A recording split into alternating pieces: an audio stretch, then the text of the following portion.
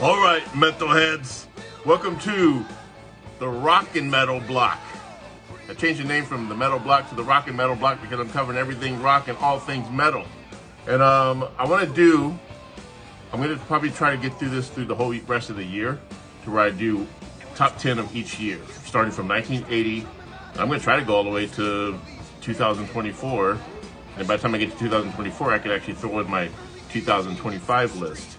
And then if I have time before the end of the year, I'll go back and go from 1975 to 1979, and that'll cover 50 years of music. So let's cover 45 years for right now. We're going to start with 1980. My favorite albums from 1980, and some of these could even be considered the best albums of 1980. All right, so let's get into it. 1980, top 10. Where were you in 1980? What albums did you have? I also want to see your list. You know, if you could pop it in the comments and let me know, because there might be something I missed, there might be something I overlooked. But I also want to do this because when I get to like other years, like 82, 83, you know, I'm gonna scour the internet and say, okay, what was out? What do I have physical wise? What copies do I have of certain albums? And like, you know, when I was looking at 1981, I saw the Loudness, the Birthday Eve. I could have swore I had that album on vinyl, but I guess I don't, so I had to order it. So I definitely want that in my top 10. As you can see, I'm wearing Ozzy Osbourne's Blizzard of Oz, 1980. You know it's probably going to be in my top 10 here, but you don't know where. So let's get into it. At number 10, Kiss, Unmasked. Yes, this is probably Kiss's, you know, they weren't in a very good spot when this album came out. You know, and obviously it got shit on a lot. You know, they just came from Dynasty. Everyone crapped on Dynasty because of the disco thing.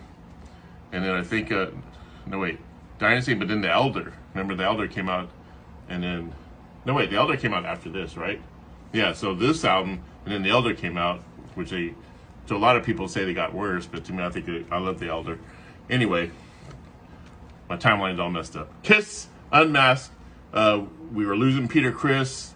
I remember being in school, I think I was in 5th grade, might have been 6th grade or whatever. Because this album came out in 1980, so I was in 7th grade. Yeah, I had some kid in 7th grade. I was 12 years old, and he would tease me. He would say, "Yeah, you know, Peter Criss left the band, or he's quitting, or whatever." And I don't think it was even announced that Peter Criss was even quitting at the time when he said this to me. And I just remember I was wearing my Gene Simmons little iron-on shirt or whatever, like, you know, the little rubber iron-on. And it was Gene Simmons with his tongue out and the blood all over the place, and you know, and I was actually, that's funny because I was actually allowed to wear that in school. You would think like I would have got sent home. But yeah, so this kid teased me about Peter Criss leaving, and I remember just crying. I'm like, yeah! He's calling me a sissy. He's telling me Kiss sucks, and you know they're all washed up and this and that. I just wasn't having it.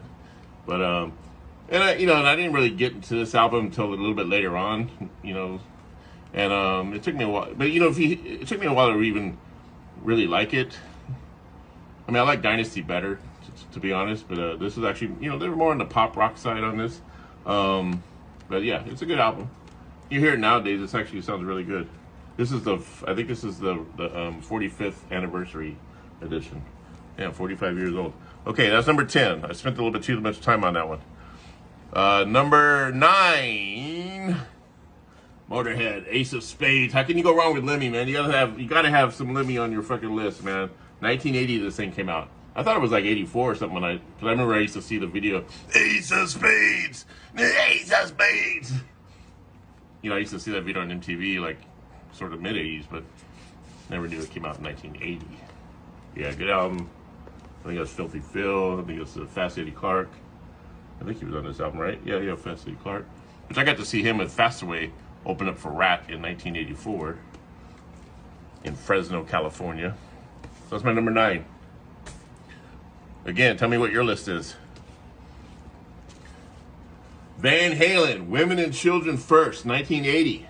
45 years old. You know, I'm a late bloomer with Eddie Van Halen and Van Halen. I was, you know, growing up, and this might sound shocking, but I was just not a big fan of Van Halen. I don't know, there was something about, I was always Yngwie and Randy Rhoads and stuff like that, so and then Eddie, when he would grin while he was playing it, just always kind of bugged me for some reason. I was like, what the fuck's he grinning about, you know? You know, so I had this kind of like, I wouldn't say hatred for Van Halen, but I just didn't care for him. But then in the past like 4 or 5 years, and especially, and I hate to say this, but after Eddie passed away, unfortunately he passed away, but that's when I kind of started getting more into Van Halen.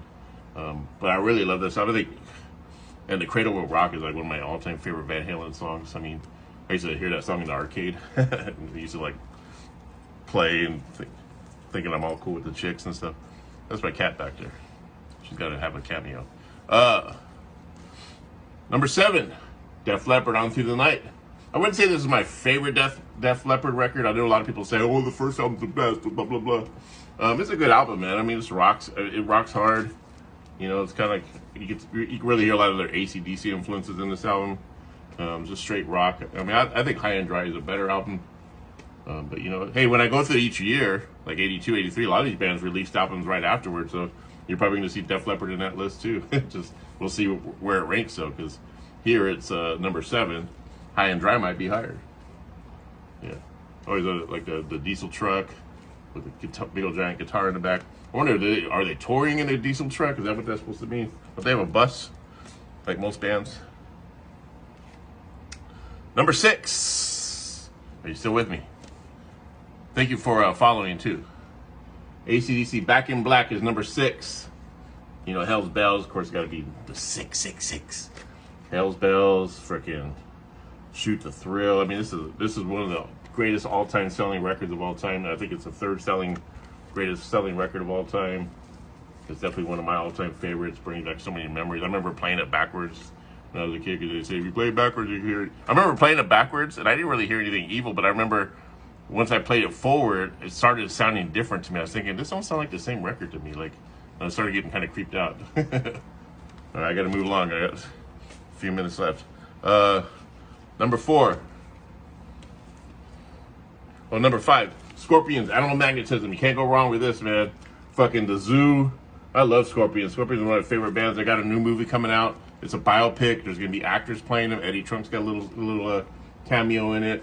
But they're shooting it right now. They're saying it's going to be an early 2026 release. It's going to be badass. It's like Scorpions. It's going to be about how they became Scorpions. You know, they started, I think, in 1965. So they're like 60 years old. So yeah, look out for that Scorpions movie coming out. I can't remember. I don't know what the title is. Remember, we got Spinal Tap Spinal Tap 2 coming out September 12th on my birthday. Woo! So yeah, The Zoo. I love The Zoo, man. I still love that song even when they play it live today. I got to see them back in 2022 in concert. First time seeing Scorpions. Number 4, of course, Judas Priest. Gotta have Judas Priest in there. British Steel. Badass record.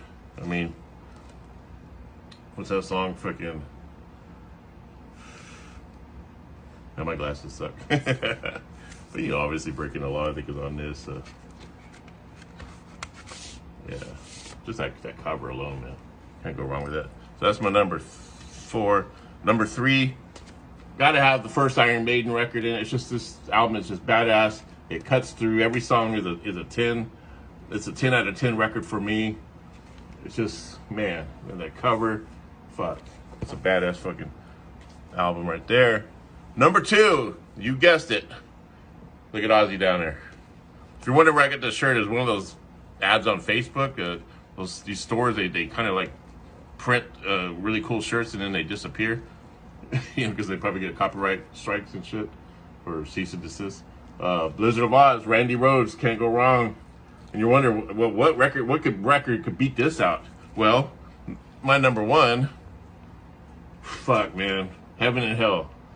I mean, a lot of people say Ozzy is the best part of Black Sabbath, and he is. But when Dio came in, he saved Black Sabbath, and this album to me is just 10 out of 10, probably 11 out of 11. It never gets old. I could put this on anytime, anywhere, any place. Look at that. I even got a cool shirt with the print all over, which I was going to show. Damn it, I forgot to get it in my closet. Anyway, it's a casual wear shirt. It has this on the cover. I even wear it to work. I'm an alcohol and drug counselor, so I wear it to work. And, you know, my boss, I told him, yeah, it ties in with what we're teaching about addiction, choices, heaven and hell. You know, the angels are smoking. Woo! Yes. So, number 1, Heaven and Hell. Top 10 1980 records. I want to hear what you got.